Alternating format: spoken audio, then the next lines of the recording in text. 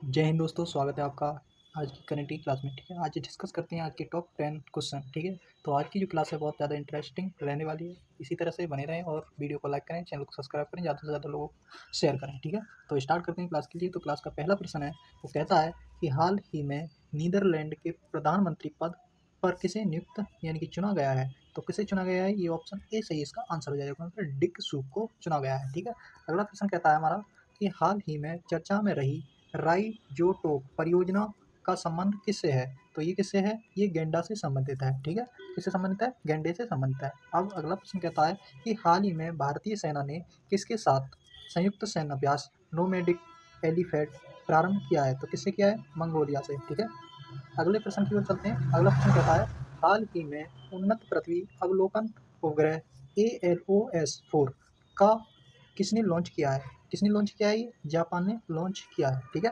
अगला प्रश्न कहता है कि हाल ही में यूपीएससी के योग्य उम्मीदवारों को 1 लाख रुपए की सहायता प्रदान करने के लिए कौन सा पोर्टल लॉन्च किया है। तो ये कौन सा पोर्टल लॉन्च किया है, निर्माण पोर्टल। कौन सा, निर्माण पोर्टल।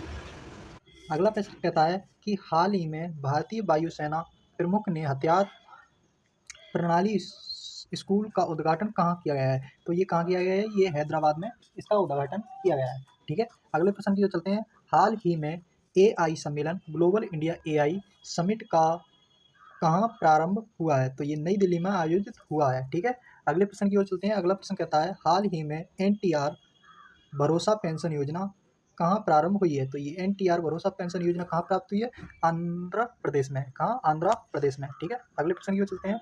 अगला प्रश्न कहता है हाल ही में अंतर्राष्ट्रीय छात्रों के लिए प्रीपेड सेलियो फोरटेक्स कार्ड किसने लॉन्च किया है। तो किसने लॉन्च किया है, ये किया है ICICI बैंक ने। ठीक है, अगले प्रश्न की ओर चलते हैं और ये लास्ट क्वेश्चन है कि हाल ही में तेलंगाना वृक्ष पुरस्कार से किसे सम्मानित किया गया है। तो N बालक को इस पुरस्कार से सम्मानित किया गया है। ठीक है, ये क्लास आज की हमारी टॉप 10 क्वेश्चन रहेगी। ठीक है, तो मिलते हैं नेक्स्ट क्लास में, तब तक के लिए जय हिंद।